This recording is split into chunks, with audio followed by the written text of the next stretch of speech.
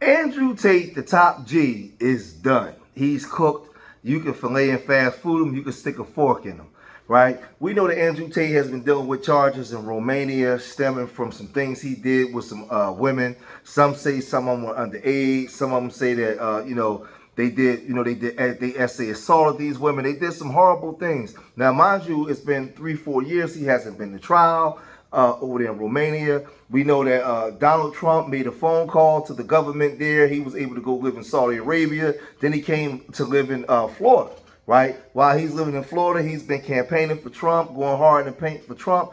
But what he didn't realize was he knew he had charges in the UK or over there in Britain. But America and the UK is allies. They made a phone call and said, hey, go, bro. We understand that you got a guy in your country that's a fugitive in our country, man. Oh, you talking about Andrew? Yeah, we was looking out for him. We got him up out of Romania, man, and we brought him over here. Well, you know he owe us something. He got some stuff going on with us. Oh, he do? Oh, okay, cool. Y'all gonna come get it? All right.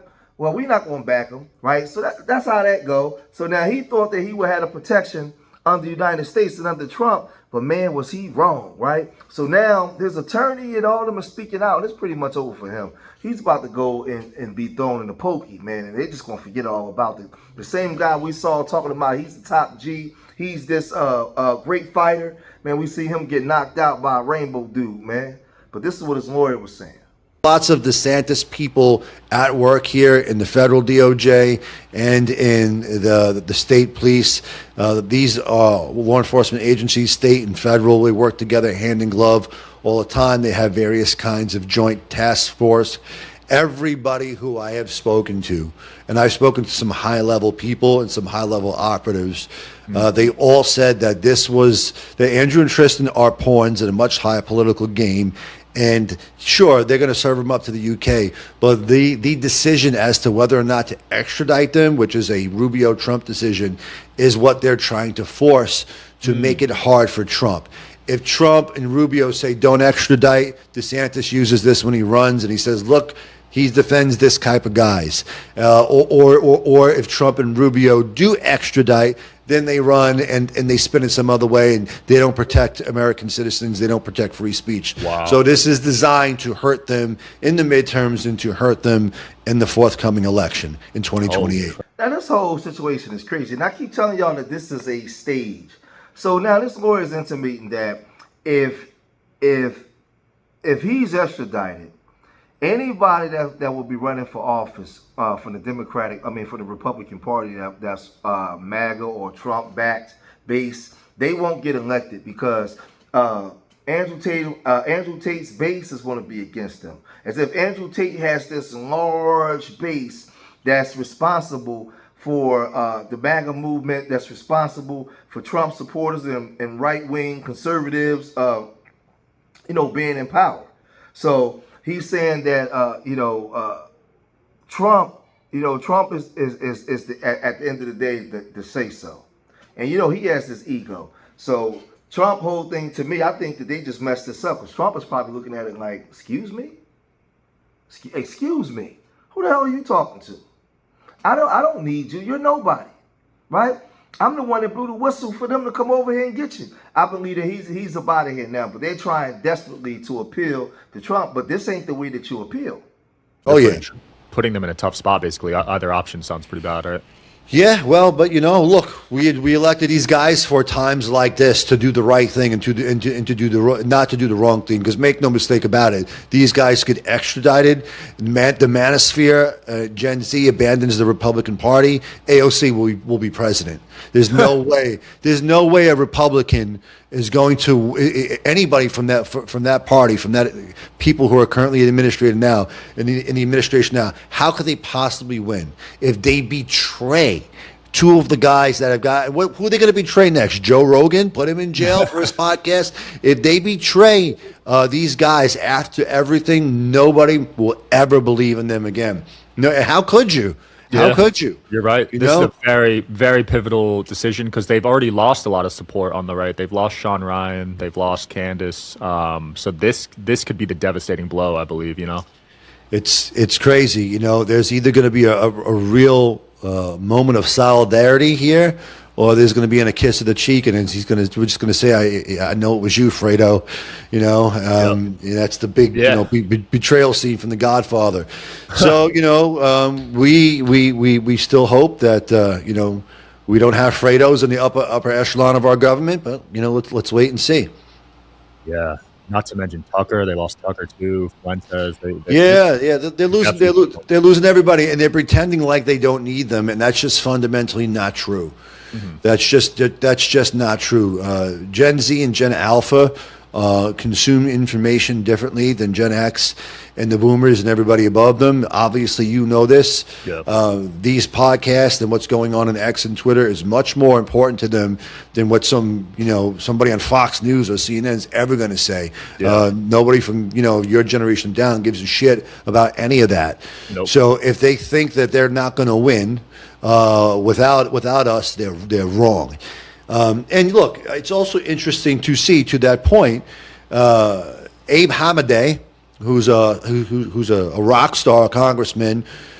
He got elected a cycle or two ago. He's a former prosecutor. He's from Arizona, and he's spoken out saying that Andrew and Tristan should not be extradited. Right? So now there was a period of time when the Trump administration might have been interested in Andrew Tate because he had the most clicks in the world and everybody was checking on the top G, right? And he had a lot of influence in America. There was a lot of men that was very, very interested in the so-called top G, right? But now he's basically fell off to no G, right? He's a lowercase G, upside down G. Nobody cares anything about Andrew Tate, especially when he was knocked out by the Skittles crew guy, man, right? With that uppercut. And then, he has all these cases and he hasn't been able to be online. He's lost his lore. So now he's online and he's putting endless hours waiting for somebody to do the right thing, but it never comes, right?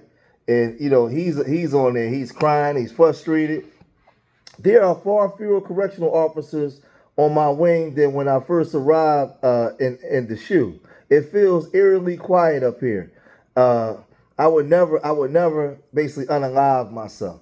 Now this is the thing, right? Because to me, this lawyer is making it worse because this dude, he's gonna, start bringing up Rubio and Donald Trump's children, their sons, basically talking about them, and but I don't know why you would do that when you need them to actually go and help you out. You need help. So to me, it sounds like he's begging for help, but also at the same time throwing threats, right? Because he knows that Trump is in office, but he's ready to go out. But who's coming out? Who's coming behind him? If you don't support us, we're going to make sure that you don't get elected. Man, he just totally destroyed Andrew Tate, man, because these guys got egos.